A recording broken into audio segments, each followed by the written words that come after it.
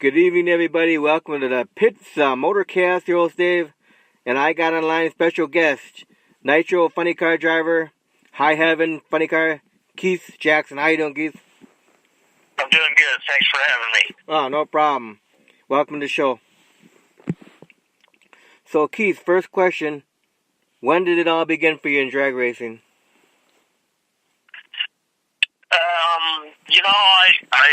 I was just fortunate to grow up around it.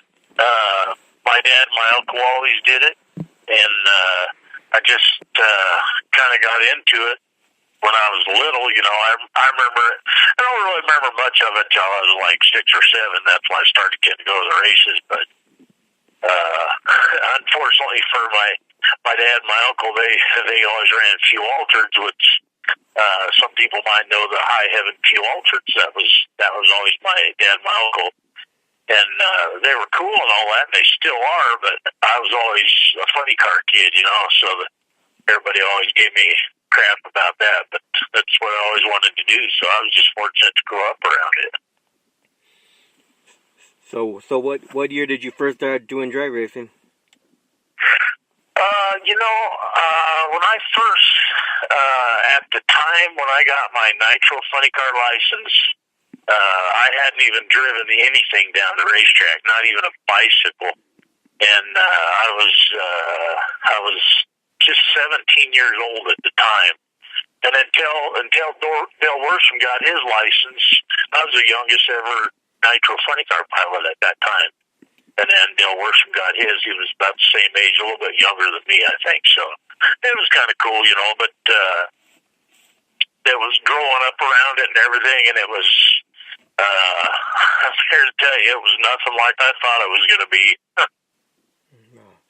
So you went straight into funny cars. I don't need no bracket cars or nothing else. No, I was just, like I say, I was just fortunate to grow up around it.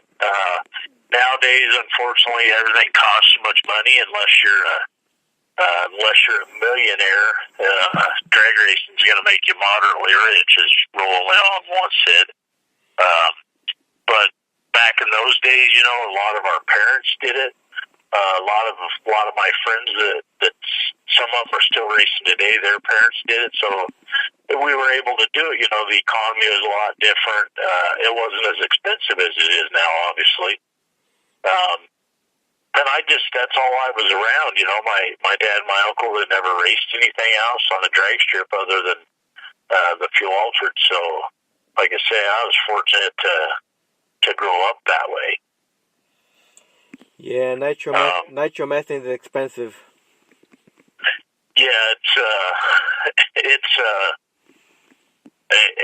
you still kind of call it a hobby, but it's almost too expensive to be considered a hobby. It's actually, you have to run it just like a business, because it costs so much money. And like anything, everybody has not everybody, but a lot of people have expensive hobbies, and unfortunately we got one of the more expensive ones. But I did it for a living for a long time, and I'm proud of that. I'm happy with what we did and everything. So now, what was the first nitro funny car that you drove? Back then, when my dad and my uncle still raced, my uncle was still driving, and they still called their car the High Heaven. When they first got a funny car was in 1980. Was the first year we ran it, I think. And I think I was probably like a sophomore in high school back then. And they ran it as the High Heaven funny car because that's what the fuel altered was always called. And then I was definitely in dreamland because, wow, my dad and my uncle had a funny car now, and that's what I always wanted, And we raced it under that name while my uncle drove it, and then I don't remember exactly what year, but probably when I started driving in 84, I believe it was. I was still in high school, and I took the name, kind of took the business part of it over from my dad and my uncle, and started calling it Jackson Racing. and the High Heaven name kind of went away. And then when I decided a few years ago to do the Nostalgia Funny Car thing, I thought, what a great tribute that would be to my dad and my uncle to call it the High Heaven, because that was the first car they had, the first funny car they had. They called it High Heaven, so that's kind of just the way it worked out. So what year was this car built? This car that I have now was actually, the chassis from the motor plate back is actually the old, a lot of people out there might remember Roland's Hawaiian vacation cars. It's an older Murph McKinney car, but the back half of this car is actually that car. It's been front half quite a few times since then, but it's an older Murph McKinney car. This car, I ran this as a big show car for a few years before I got the newer stuff, but this car had run I think back then we were still around a quarter mile, but it had run 511, 296 or something like that, I think. So the car's, it's been around a long time, got a lot of memories in it. So now the body is what kind of car? The Nostalgia car that we have now, it's a 78 Dodge Challenger, and some of the car nuts out there might remember, and I think in 78 is the year that Chrysler actually didn't make them. They had Mitsubishi was a motor company back then, and they built the Dodge Challengers for Chrysler, I guess, is what happened. So, but I've always kind of been a Dodge guy. I had Mopar Performance for a sponsor for a long time, even back when it was called Direct Connection. So I always had the Dodge Daytonas, the Avengers, Dodge Stratus, all that. So I was kind of partial to the Challenger. Right. So now, can you tell us a little bit about the engine? Yeah, pretty much what I think the Nostalgia Funny Car deal's similar to the big show cars. They have a 500 cubic inch limit. It's aftermarket of a copy of a original 426 Hemi. All the blocks are made out of forged aluminum now, which is similar to billet. They have billet cylinder heads on them. The Nostalgia rules limit us to one magneto. They can be, I think they're 13 amps is what they end up being, 12 or 13 amps. I'm not sure what kind of voltage that is without really getting into it. We're limited to a 671 supercharger. The fast cars that run all the NHRA races, they run a 1471 supercharger, and they run dual magnetos, and the mags they run on those cars are 44 amps a piece, and the one that we run is 13 amps, so that kind of gives you an idea of how different they are. We have a fuel pump that we run on this car. We're limited to 21 gallons on the Nostalgia Funny Cars. I just started running the Nostalgia deal about, I guess I started getting my license back 2 years ago, and just started running it last year. So I'm definitely learning still. It's a lot harder than a lot of people think it is. Everybody thinks, you got one magneto, a little blower, little fuel pump. Shouldn't be too bad. You've run the cars that we ran before, they had unlimited supercharger size, unlimited fuel pumps and all that. So you could get away with a little more than you can with these, but I'm learning still, but it's been a great adventure. I'm having fun with it. I'd like to say we don't work on them quite as much, but unfortunately you still do. And but they definitely don't cost as much to run as the big show car, but they're definitely fun to drive. Everything about them's fun, other than they just don't go as fast. There's some nostalgia guys out there now that got some pretty big fuel pumps in there because they got the big header flames coming out.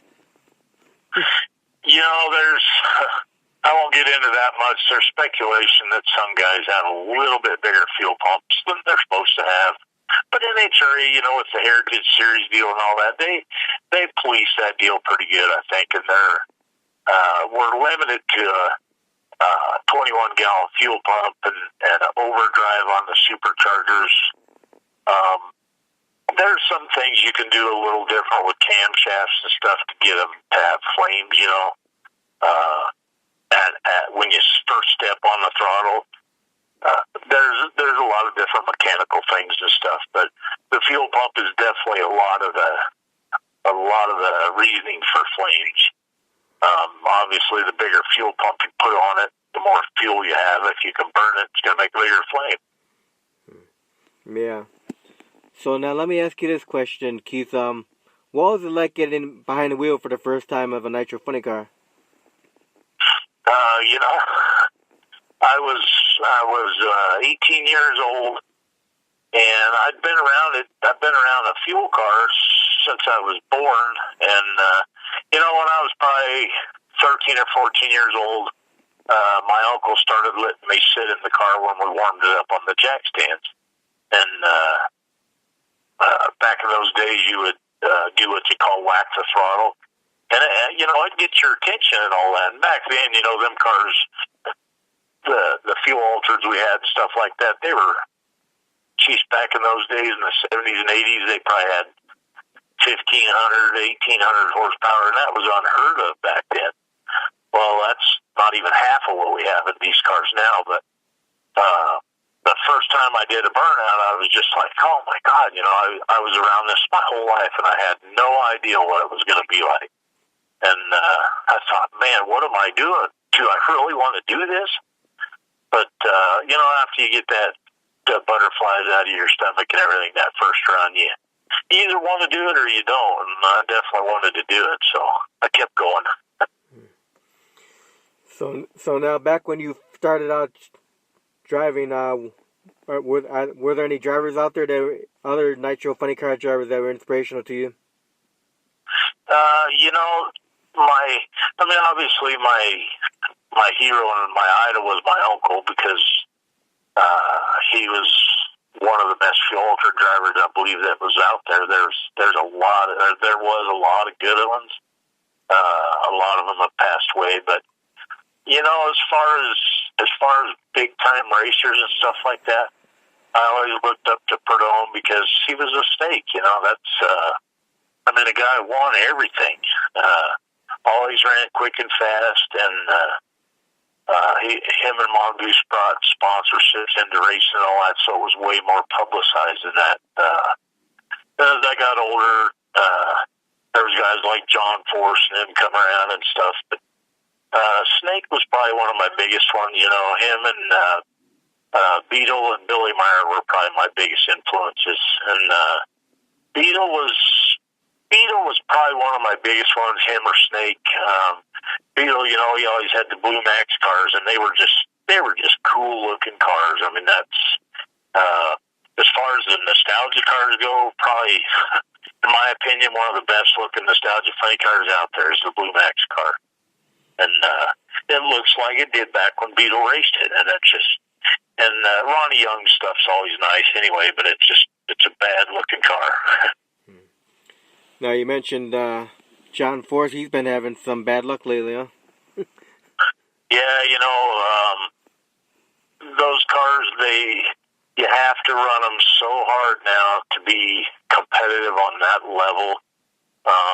The amount of fuel volume that they put in them, and to just keep up and to try to win championships. You're talking millions and millions of dollars per car to go win a championship, and you have to run them hard. And unfortunately, with these cars, sometimes you're gonna push internal parts to the limit, and it's gonna break. And unfortunately, sometimes it's way more catastrophic than others. There's a lot there. There's a lot more electronics on the cars now, and so on. But they've had a lot of bad luck starting. Actually, with the World Finals, Robert Hite had the same deal happen to him at the World Finals. I believe they just won the championship that round, and then and then he had a big explosion like that and ran into the sand trap and